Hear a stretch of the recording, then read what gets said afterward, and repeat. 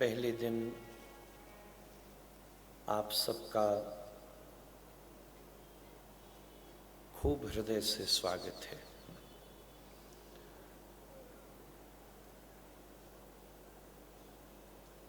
एक लंबे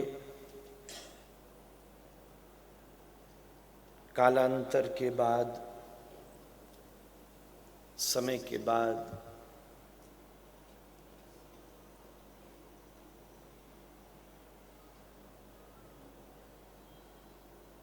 इस अपने ही मंदिर प्रांगण में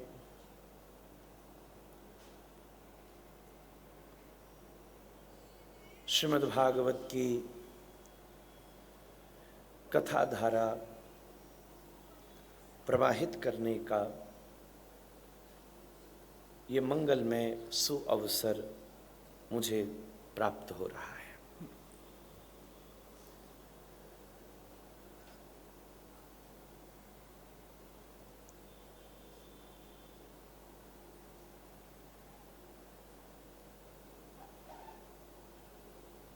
पितृपक्ष जैसा ये पुण्य काल, साथ ही में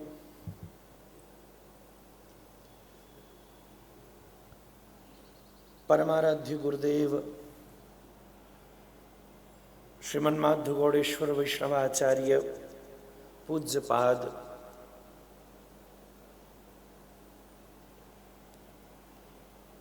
श्री विजय कृष्ण गोस्वामी जी महाराज, मेरे परदादा गुरु जी,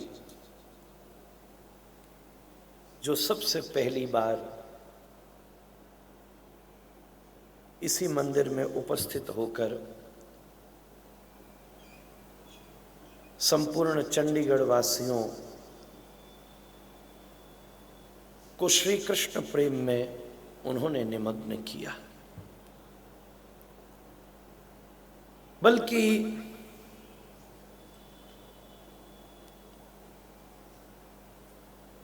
यहाँ के श्री ठाकुर जी की भी मंगलमयी स्थापना उन्हीं के हाथ से संपादित हुई।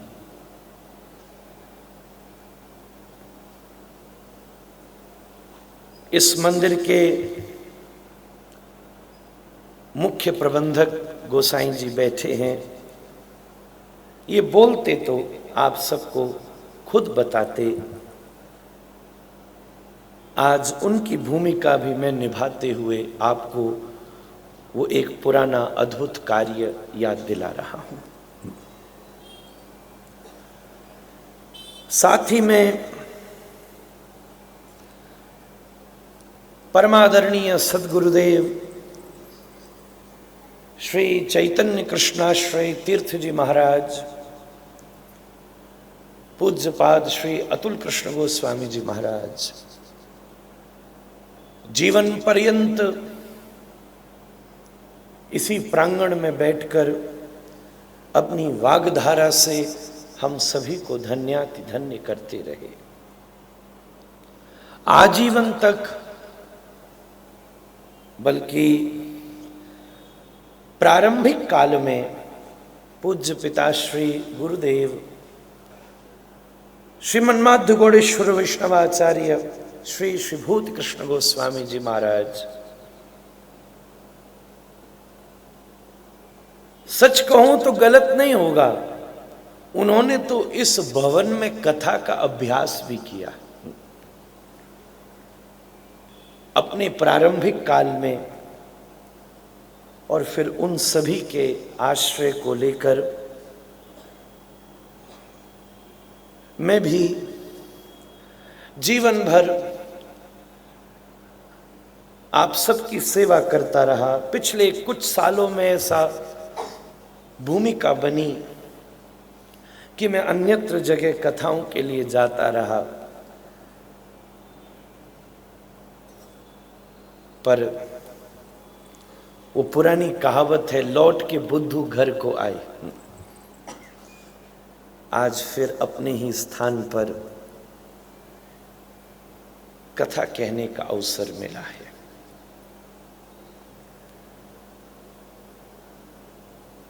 इन तिथियों में यह कथा का क्रम वार्षिक रूप से इस नगर में होता है। विशेष रूप से पूज्य पिताश्री 15 अक्टूबर को अंग्रेजी तिथि से नित्य लीला प्रविष्ट हुए। चंडीगढ़ के वैष्णव परिकरों की ये भावना रहती थी कि मैं उस दिन का उत्सव यहीं करूं, और वो होता भी आया है। जिसमें जिस एक महापुरुष का विशेष आग्रह रहता था, दुर्भाग्यवशात इस बार की कथा उसी की स्मृति में हो रही है। हम सभी के अपने आत्मीय, आज मैं सच कहूं तो जब द्वार पर उतरा, ध्रुव जी वहां खड़े थे, उन्होंने स्वागत किया। पहला कदम नीचे रखते ही बहुत ज्यादा सोम प्रकाश भारद्वाज जी का स्मरण आया।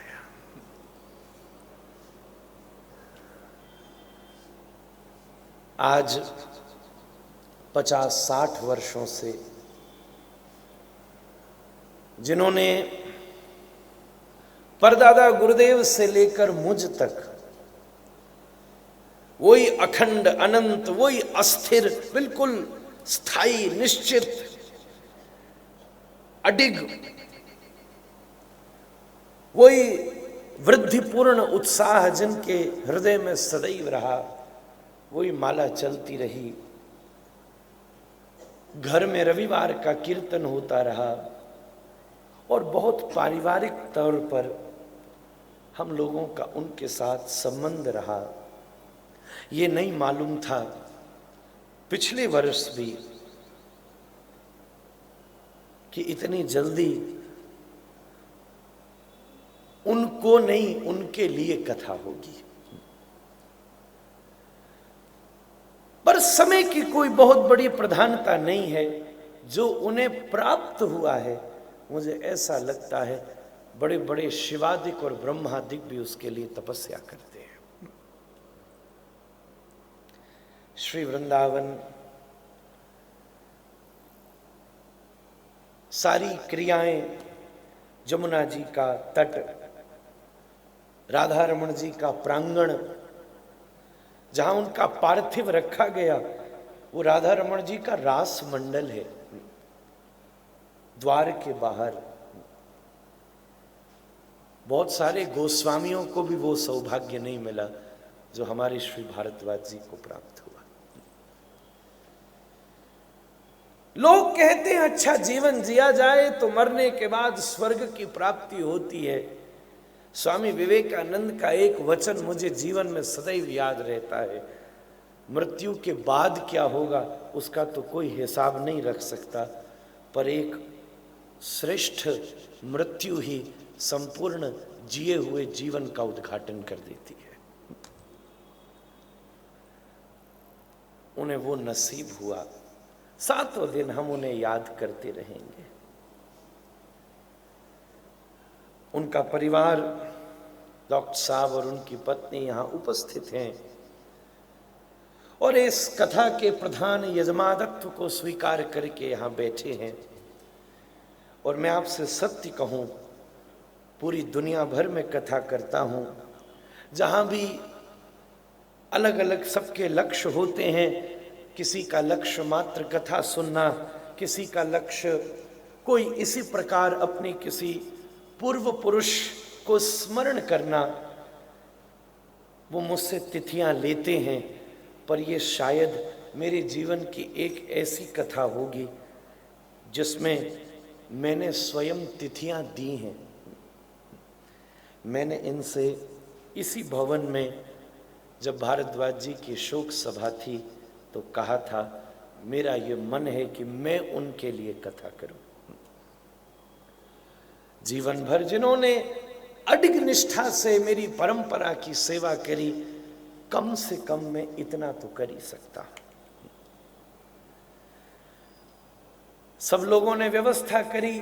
वैसे तो तिथि 9 से 15 तारीख तक हर साल की होती है। उन दिनों में नवरात्र के कारण कई असमंजसताएं ऊपर नीचे हो रही थी, मंदिरों की व्यवस्थाएं भी कुछ ऊपर नीचे हो रही थी। तो कथा का निर्णय बहुत अचानक इन पितृपक्षों में रखा गया। और मुझे ऐसा लगता है कि राधा रमण जी, गुरुदेव और भारद्वाज जी की यही इच्छा होगी कि हमारे लिए कथा हो तो श्राद्ध पक्षों में ही होनी चाहिए।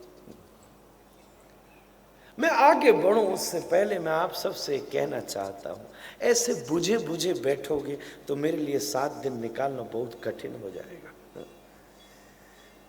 आप उत्साह के साथ बैठें।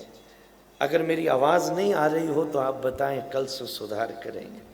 अगर आवाज आ रही हो तो उत्साह के साथ बैठिए।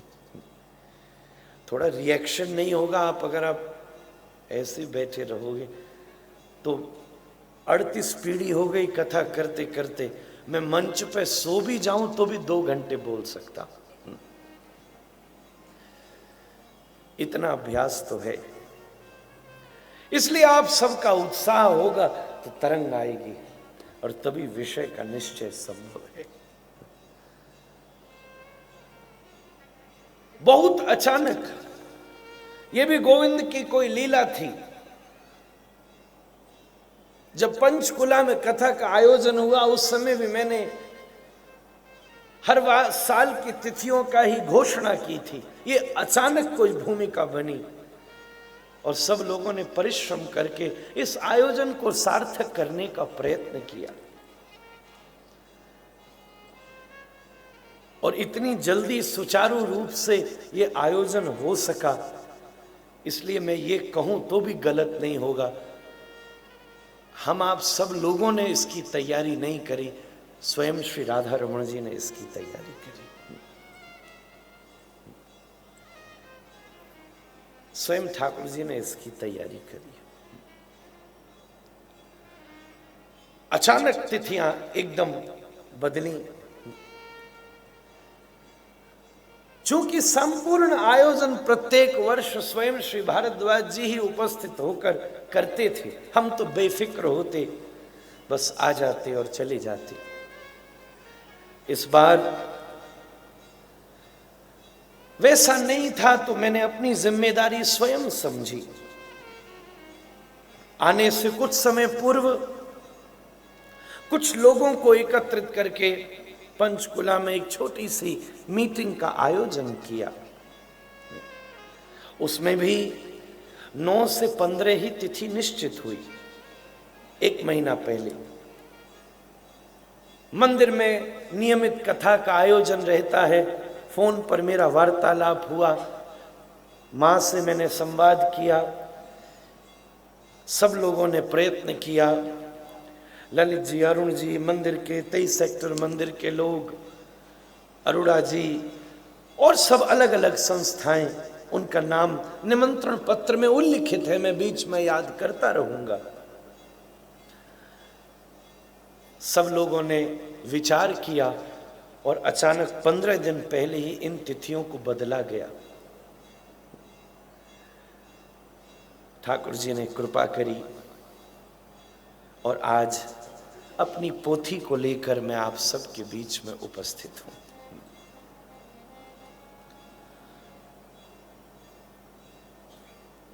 जिन जिन लोगों ने इसमें परिश्रम किया, निश्चित रूप से उनके लिए बहुत बहुत साधुवाद।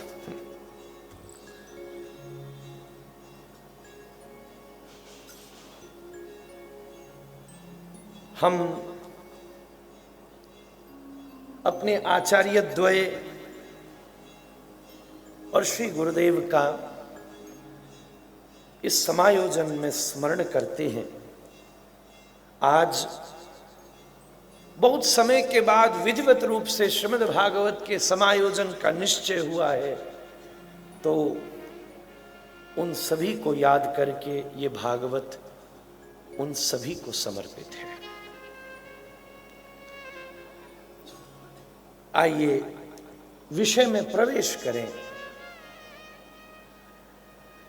पर मेरी ये इच्छा है प्रवेश करने से पूर्व, चूंकि आप सब कुछ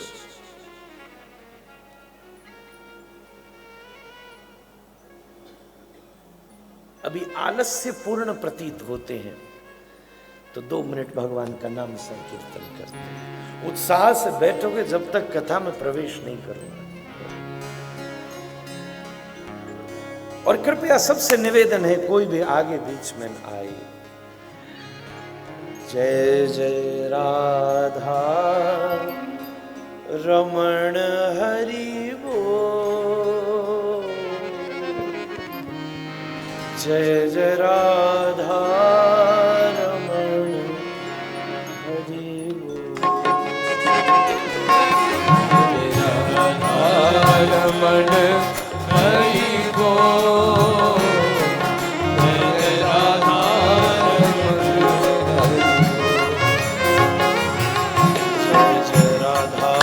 रमण हरि बोल, जय जय राधा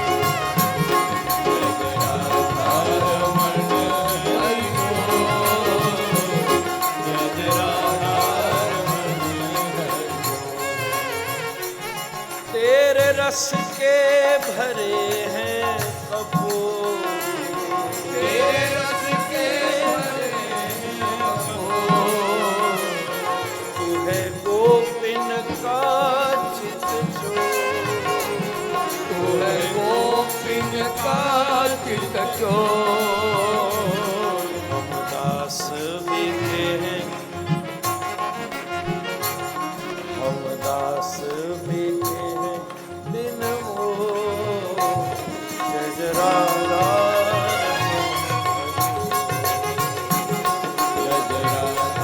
रमण हरि बोल, जय राधा रमण ओ जय जय राधा रमण हरि बोल, जय जय राधा रमण हरि बोल, जय जय राधा रमण हरि बोल, जय जय राधा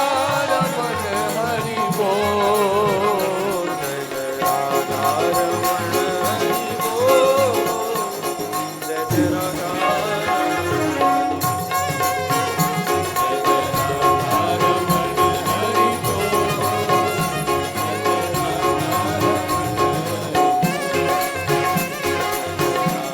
रमण हरि बोल, राधा रमण हरि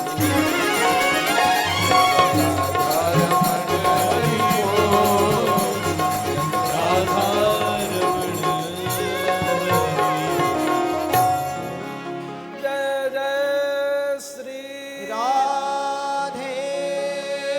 थोड़ी आवाज तो निकालो।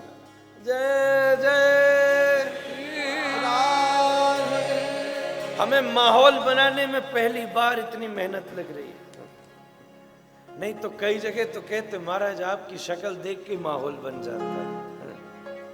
लगता है आप सब के लिए हम पुराने हो गए। आनंद से बैठो तभी रस आएगा। आज हम सबके ऊपर बहुत उपकार हुआ जो हमें हरि कथा सुनने का अवसर मिला है। बंधुओं, एक बात ध्यान से सुनिएगा। इस संपूर्ण उपकृति का लक्ष्य क्या है? आप सबके लिए और इस आयोजन के लिए इतना प्रबंध, सुनने वालों को बुलाओ, बोलने वालों को बुलाओ, गाने वालों को बुलाओ,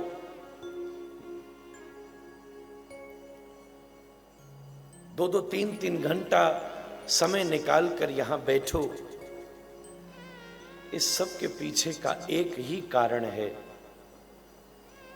क्योंकि सारे शास्त्रों में अविवादास्पद रूप से ईश्वर ने घोषणा की है कि मैं सुनने से शायद जल्दी मिल सकता हूं।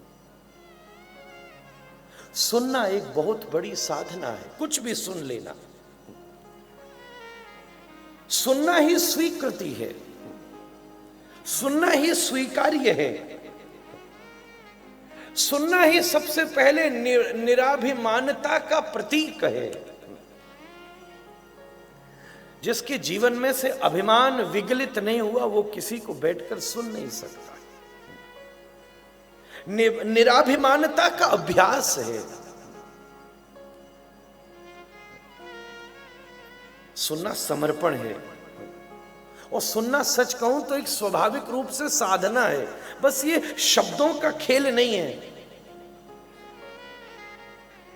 बल्कि यहां के माहौल में अनुभूति के रूप में ईश्वर प्रकट होता है।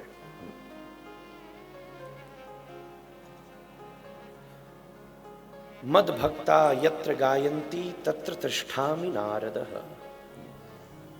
यहां का जो अनुभव है वो स्वाभाविक रूप से ईश्वरीय उपस्थिति को जीवन में लाकर खड़ा कर। हां, कुछ है, और आप सब सच्ची बात कहो, कथा के अलावा इस दुनिया में और एक कौन सी चीज बची है तो 3-3, 4-4 घंटे को किसी व्यक्ति को स्तंभित करके बिठा सकती है। फिल्म में भी अगर मन न लगे तो आदमी टिकट खरीदने के बाद भी उठ के चल देता है, और जहां कुछ दिया नहीं हो वहां तो उठने में टाइम भी नहीं लगे। पर उसके बाद भी हम सब सहजता से बैठे रहते, क्योंकि कोई बात तो जरूर है, कोई इसमें खासियत तो जरूर है। ये परंपरा हजारों वर्ष से भारत में उतरती आई है।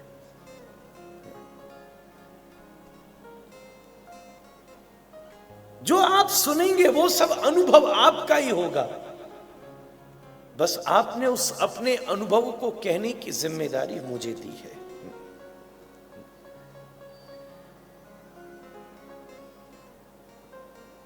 पहली बात, सुनना एक बहुत बड़ी साधना है। जनरली हम सुनाने को साधना मान लेते हैं। भगवान के सामने लंबी लंबी स्तुति, लंबी लंबी चालीसाएं, लंबी लंबी प्रार्थनाएं, अगर मैं एक अपनी अनुभव को व्यक्त करूं तो कई बार उससे नजर मिला के चुप्पी साधने में जो बोल लिया जाता है वो लंबे लंबे पाठों में भी नहीं बोल पाते। सच्ची बात तो यही है। पूजा और प्रेम दो बहुत अलग चीजें हैं। बोली पूजा में निकलती है, प्रेम में तो जब आंखें मिलती हैं तो मौन अपने आप प्रकट हो जाता है। फिर कह ही नहीं पाते, फिर आप नहीं बोलते, फिर मुंह नहीं बोलता, फिर आंखें बोलती हैं। फिर सुनाने का अवकाश नहीं बचता, क्योंकि प्रेम का वो स्तर है जिसे शब्द समेट नहीं सकते। आप कितना भी कह लो, शब्द वो 3 ही हैं कि मैं आपसे प्रेम करता हूं, चाहे वो कम हो, चाहे वो उससे ज्यादा हो, चाहे वो बहुत ज्यादा हो, चाहे वो व्यवहारिक पटल पे हो, चाहे वो आध्यात्मिक पटल पर हो, चाहे वो पहली बार हो, चाहे वो बहुत बार हो चुका हो, चाहे कोई प्रिय अपने प्रियतम को कह रहा हो और चाहे मीरा गोविंद को कह रही हो, शब्द वही है। इसलिए शब्द में सामर्थ्य नहीं है कि वो प्रेम को व्यक्त कर सके। इसलिए मैं इस निष्कर्ष तक पहुंचा, प्रेमी का सबसे पहला उपक्रम ही ये होता है कि वो सुनाई नहीं पाता, तब उसके जीवन में सुनना घटता है। जिससे प्रेम हो उसकी सुनने के लिए जीवन निकल सकता है और उसे सुनाने की हिम्मत नहीं करी जा सकती। सुनना एक बहुत बड़ी साधना, सुनाने से ज्यादा सुनना एक बहुत बड़ी साधना है। पहली बात। अब दूसरी बड़ी महत्वपूर्ण बात है कि सुनने में भी क्या सुनना, यह भी एक बहुत महत्वपूर्ण विषय है। जो मेरी मांग है, मैं अगर वो सुनना चाहूं तो कथा नहीं हो सकती, मनोरंजन हो सकता है। मेरी मांग मेरे अपने स्तर से होगी और मेरा स्तर मेरे संस्कारों पर निर्भर करता है, मेरे संग पर निर्भर करता है, मेरे विचार पर निर्भर करता है। मेरा जैसा विचार है, उस विचार का उदय कैसे हुआ। गीता में गोविंद कहते हैं संगात संजायते कामः। मैं ऐसा सोच के नहीं बैठा था, पर मामला थोड़ा ज्यादा कर रहा है, छिड़ गया है, आप मेरे साथ चलिएगा। आपके संस्कार और संग, संस्कार भूमि है और संग खेती है। कई बार संस्कार ही निर्णय करते हैं कि संग कैसा करना है, क्योंकि भूमि ही निर्णय करती है कि खेती कैसी होगी। जहां है जैसी है, अगर भूमि के अनुरूप खेती नहीं होगी तो वृक्ष खराब हो जाएगा। संस्कार निर्णय करता है कि संग कैसा होगा। संस्कार और संग विचार का निर्णय करते हैं। विचार आपके स्तर का निर्णय करता है और स्तर के अनुरूप अगर आप सुनने बैठोगे तो समस्या हो जाएगी। क्या सुनना है, ये बहुत बड़ा निर्णय है। मेरी मांग है वो मुझे सुनना है, ये विषय भिन्न है। मेरी आवश्यकता है वो विषय सुनना है, ये भी मांग है। मेरे लिए जो आवश्यक है वो मुझे सुनना है, इसमें मेरी उन्नति है। आवश्यकता और आवश्यक, ये दो शब्द बहुत अलग हैं। आवश्यकता का निर्णय मैं करता हूं, आवश्यक का निर्णय मुझसे बड़ा कोई करता है। आवश्यकता का निर्णय मेरी मांगे करती हैं और आवश्यक का निर्णय दूसरा करता है। मेरा क्या आवश्यक है वो सुना जाए जो मेरे लिए आवश्यक है। जो मेरी आवश्यकता है अगर मैं वो सुनाने बैठूंगा तो समस्या पड़ जाएगी। बड़े बड़े लोग कहेंगे महाराज जी कथा तो हमने सुन ली पर दुकान तो चली नहीं। अभी आवश्यकता तो व्यवहारिक थी। कथा का फल ये नहीं है कि कामनाओं की पूर्ति हो, कथा का फल ही ये है कि कामनाओं की निवृत्ति हो जाए।